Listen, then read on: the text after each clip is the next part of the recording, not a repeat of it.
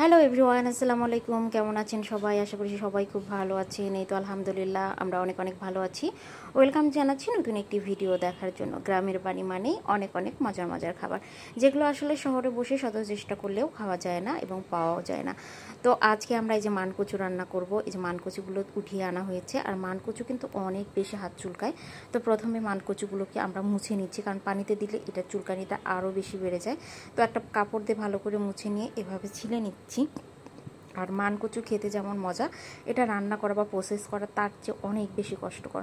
তারপর এইভাবে গ্লোভস লাগিয়ে তারপর এগুলো ঘষে নিচ্ছে। অনেকে আছে এটাকে কেটে তারপর সিদ্ধ করে পানিটা ফেলে দিয়ে তারপর এটা পাটায় বেটে রান্না করে।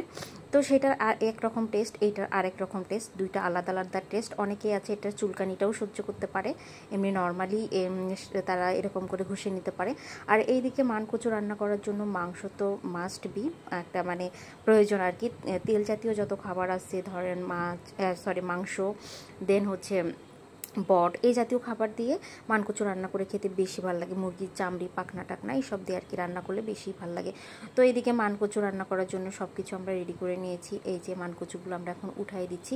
এখানে সব মাংসের যে মশলাগুলো ব্যবহার করা হয় সেই ধরনের সব মশলা দিতে হয় এবং পরিমাণে একটু বেশি বেশি করে দিতে হয়, তাহলে খাইতে বেশি টেস্ট হয় আর কি।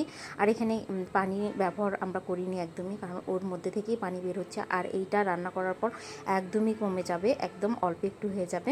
তো এইদিকে চুলা জাল আমরা দিয়ে দিচ্ছি, আর মাটির চুলা এটা রান্না করে খেতে বেশি ভালো লাগে।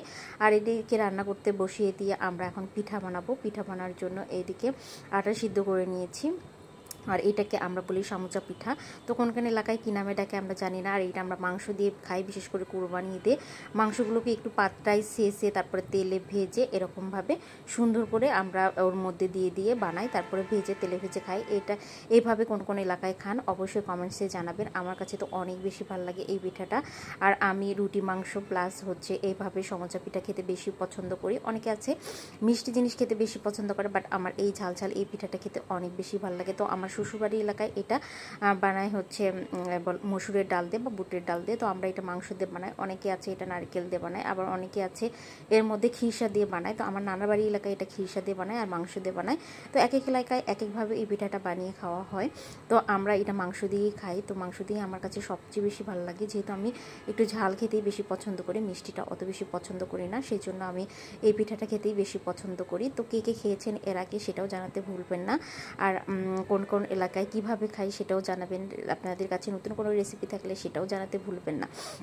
তো যাই হোক, আমি পিঠাগুলোকে তেলে ভেজে নিচ্ছি, আর গরম গরম সবাই আমরা চুলাতে বসেই খাচ্ছি। আর গ্রামের বাড়িতে এরকম মাটির চুলার পাশে বসে পিঠা খেতে তো অন্যরকম আমেজ। যারা খেয়েছেন ছোটোবেলায় তারা অবশ্যই বুঝতে পারছেন এর ফিলটা কীরকম, যে পিঠা ভাজা হচ্ছে সঙ্গে সঙ্গে খাওয়াও হচ্ছে। তো ভিডিওটা কেমন লেগেছে জানাতে ভুলবেন না। বিদায় নিচ্ছি, আল্লাহ হাফেজ।